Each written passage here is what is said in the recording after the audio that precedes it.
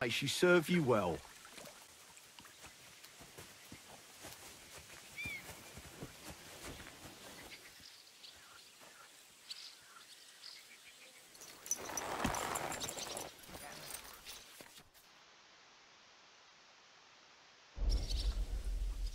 There now.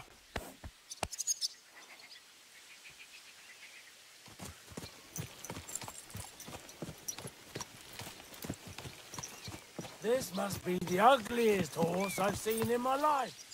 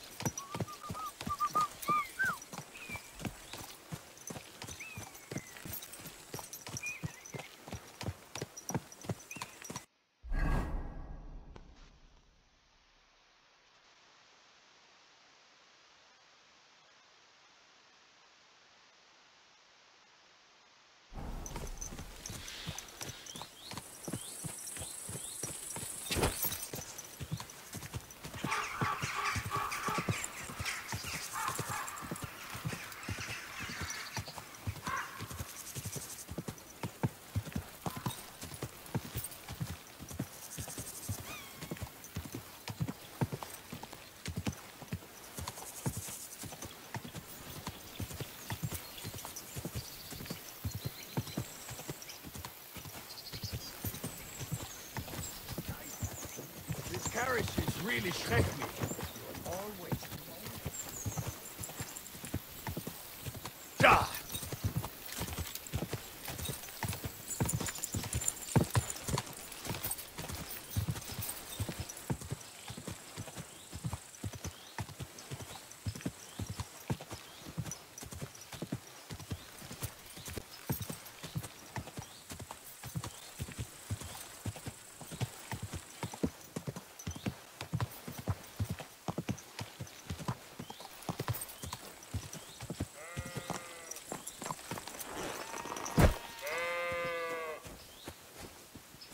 Huh?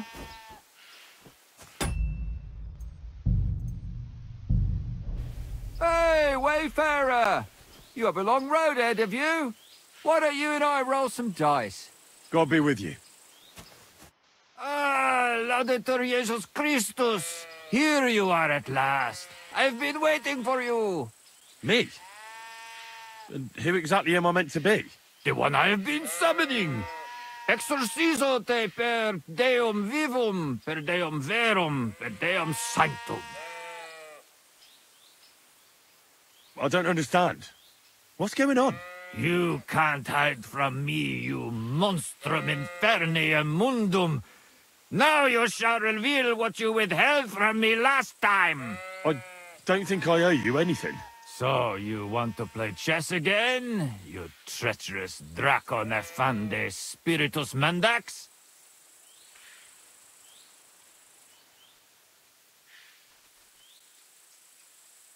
Unfortunately, Latin doesn't mean much to me. Ah, but you understand it. You can't deny it, you shaitan al-Shari. That's not helping. Are you here to ridicule me, or are we going to play? Last time you didn't beat around the bush. Non te excusa, sed age. I'm off. So, Vade and Pace and, how does it go now? Oh yeah, that's it. In nomine Jesu Christi. What are you saying? That's the last thing I would expect from you.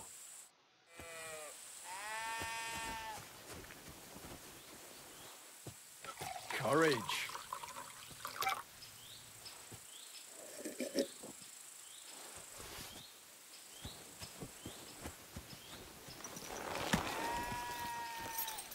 Good.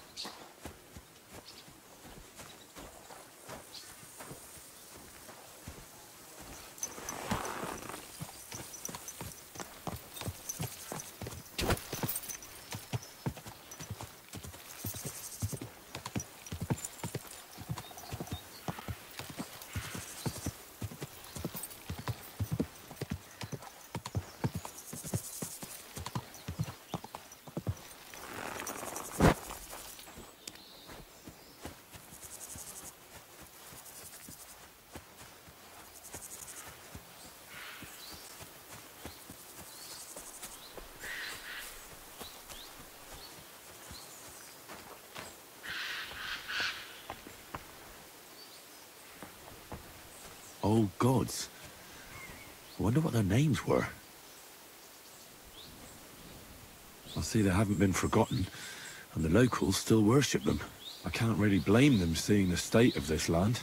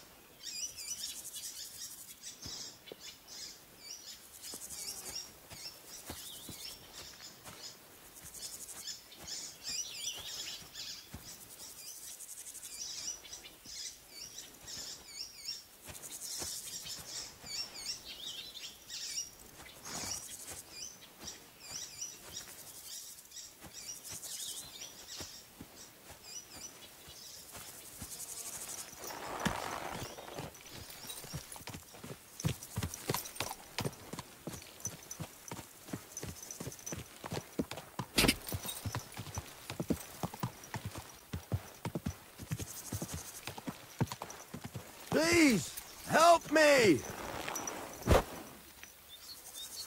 What happened to you? Please, help! What happened to you? I fell out of that bloody tree. Why did you climb up there? I thought I saw something shiny up there. Like gold or something. But instead of finding treasure, I almost lost my life. I'm no physician, but this needs bandaging.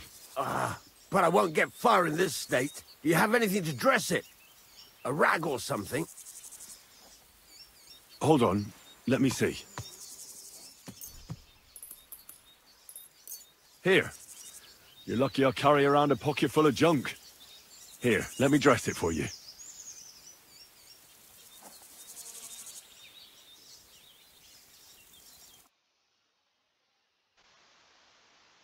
Thank you.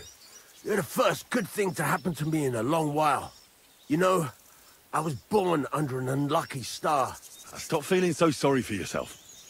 Everyone has bad luck sometimes. But I'm cursed with it. Even as a boy, I was always losing things. Constantly getting beaten up. And once I spent the whole summer laid up with some weird sickness. My parents spent everything they had on a healer who said he had the perfect cure. See? That sounds like a bit of luck, doesn't it? Well, it seemed that way. But when he went to get the cure, he was struck dead by lightning on the way. We couldn't afford another healer, so I was sick for 6 months. But you survived. I call that pretty lucky. You think? Then hear me out. I always wanted to buy myself a horse. I saved every groschen I earned. But it was never going to be enough. So I confided in my neighbor, and he said if I gave him all my coin, he'd win me twice as much down the tavern. He told me he could cheat the local drunks because he had weighted dice. And you gave him the money? That I did. And I never saw it, or him, again. That's not bad luck. It's folly. People are bastards. You shouldn't be so trusting. I'm not even finished yet. Since I couldn't buy a horse, I gave a groschen to a horse trader to let me ride one at least. But as we trotted through the woods, the nag's leg snaps. She was dead before I could fetch help. It took me 3 years to pay off that carcass. So I first lost money to a swindler, and then I had to buy a dead horse. Still, it could have been worse. Everybody has setbacks. You still don't get it, do you? All right, this will convince you. I like this girl down the way. But when I finally mustered the courage to talk to her, I found out she'd been poisoned by mushrooms the day before. Yes, but... Hang on. I'm not finished there. I found a dog. A nice little puppy. He'd follow me around. So I took him in and raised him. The moment he grew a full set of teeth, he bit me and ran off. Right. Now this sounds like too much of a coincidence. As he scampered off, the dog scattered a farmer's flock of sheep. As I helped him to round them up, I stumbled upon a pack of wolves.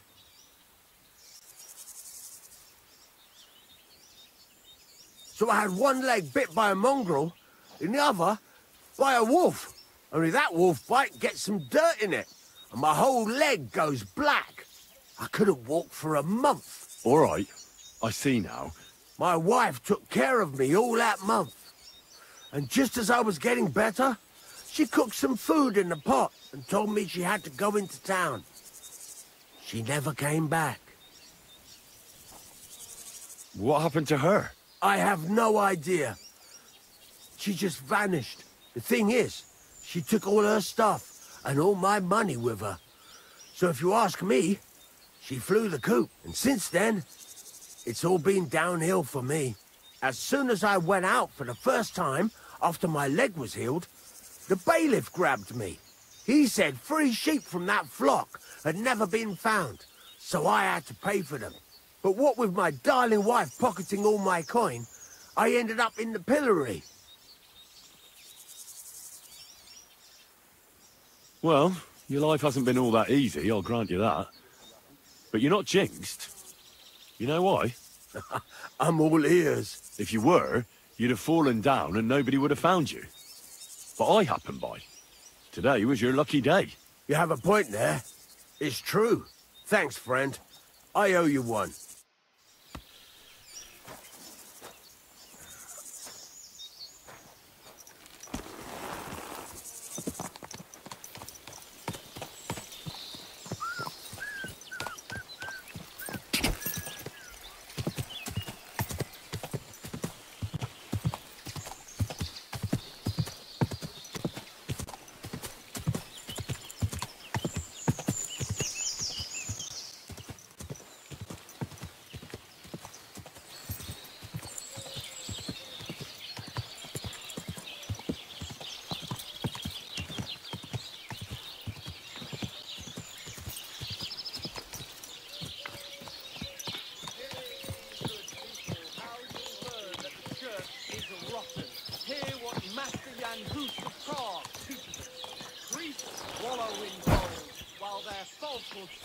That's a fine maypole.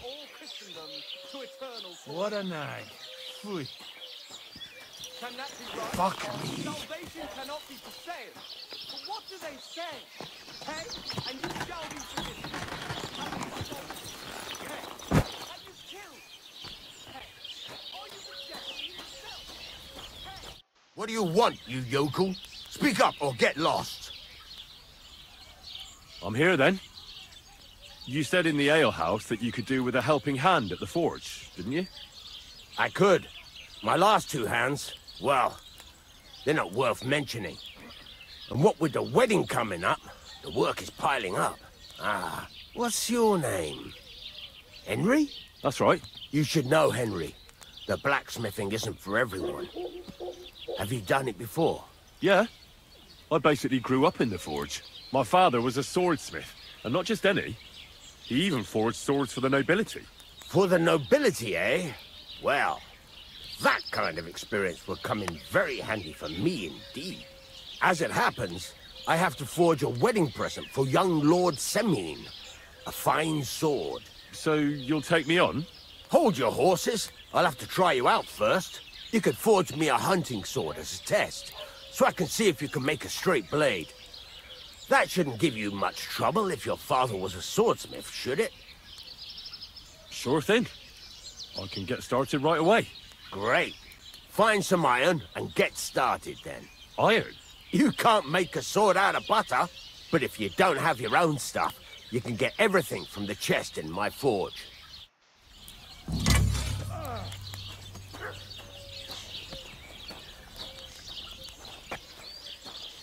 Go over to the anvil and let's get started.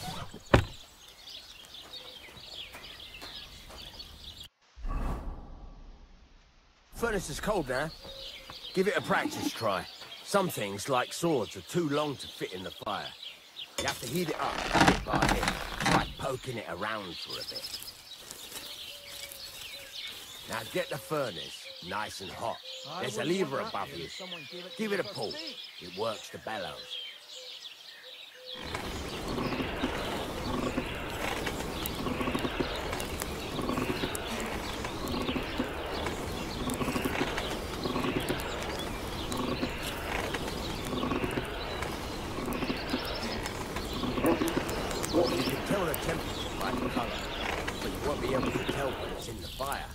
You have to take it out from time to time and take a look. Try it out. No, it needs a bit more. See? It's the color of straw, which is what you want. And you heated the whole thing up. Nicely done. Now you can go straight to the anvil. Try moving the sword along the anvil so you can get the hang of it. Now take the hammer and try hitting it a few times.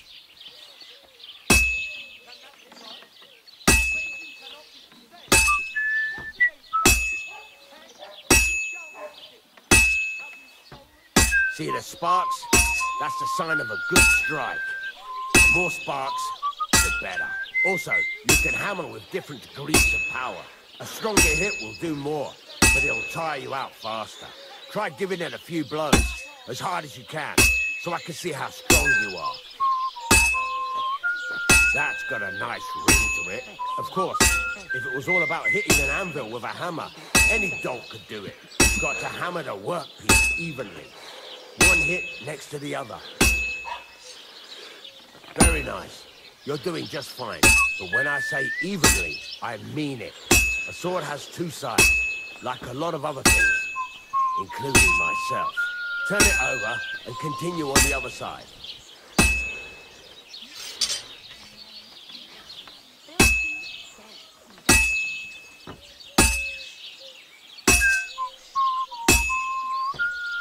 Nice.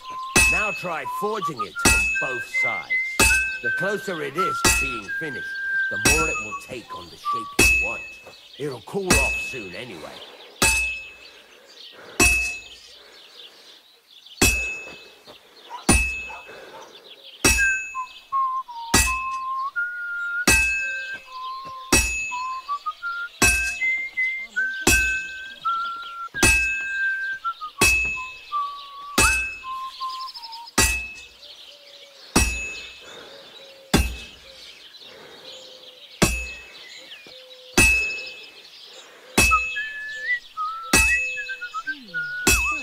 That's not bad at all.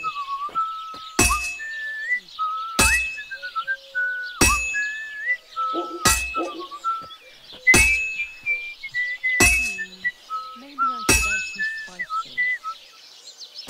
It's cooled now. You can't do it all in one go. You've got to put it back in the furnace from time to time. Sometimes you've got to go there and back all day. But it's all part of the craft. Now, get back to the forge and heat it all up again, like before.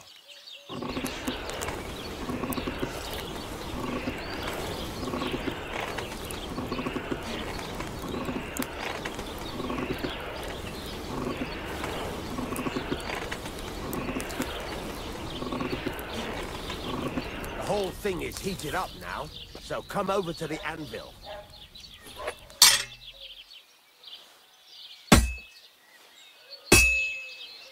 Hear that?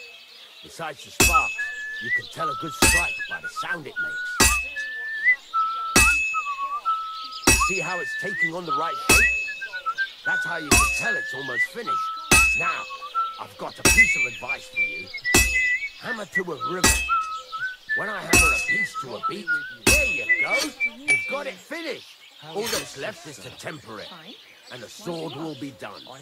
The rest is just tweaking.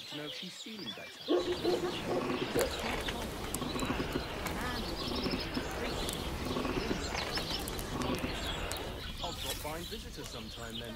Feel free. Well, have a nice journey. I'll be going now. See you around then.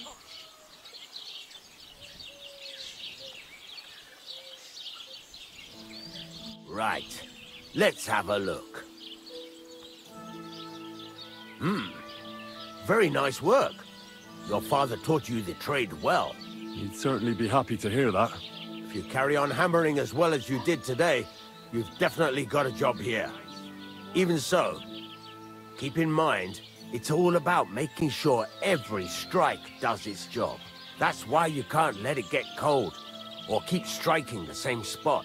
If you work evenly, each strike falling right next to the last one, you can't go wrong. Got that? Or is there something else you want to ask about? What good does it do me to whistle while I work? It makes you work to a rhythm. You won't get tired so quickly, and the iron feels it. How do I know a good strike from a bad one? By the sparks that fly up, and by the ring. It rings out with a different sound when you do it right. What's the right way to heat up the workpiece? Do it till it turns the color of straw. Ideally, the color should be the same everywhere. If your forging's going to be even, the main thing is, don't work it cold. You just ruin it. But don't overheat it either. As soon as sparks start to fly off it in the furnace, take it out. Why should I forge evenly? If you keep hammering the same spot, you'll never finish it. You'll just fuck it up. But jumping from one end to the other ain't a good idea neither. You'd end up working unevenly. The best thing to do is aim each strike next to the one before. How will I know it's finished? Notice the shape. The closer you are to finishing, the more precise the shape it will have. Thanks. That's all I need to know. You can sleep in the chamber by the woodshed. And there's a chest where you can keep your things. And of course, you can use the forge anytime you want. Any questions? Where can I get materials? You can buy some essentials from me. But if you want to make a fancy sword with lots of ornamentation, you'll have to look elsewhere. This is just a village, you know. The locals ain't after luxury. They can't afford it neither. What can I do with the items I've forged? Well, you can sell them, though you probably won't have much luck around here. But I'll happily buy some of the nicer things from you. Where exactly is my bed? At the side of the house. There are 2 doors and a wheelbarrow between them. You go in by the rear door, next to the woodshed, and you can put your things in the chest there. Don't worry, nobody'll steal them. What now? What do you think? You're not going to be idle. I'll find you some work to do right away. You're pretty good at swords, but what the locals really need is axes and horseshoes. Right, here are some simple drawings that show what they're both supposed to look like. And some iron. You can get down to it right away. Just like that? You aren't going to help me? Sacre, lad. I chose you because you already know a thing or two. I'm not going to look over your shoulder all bloody day. You take care of these smaller jobs. Forge away as long as you're able, and then sell it all. Once you've made some coin and feel like being out in the open again, I'll give you some more interesting work.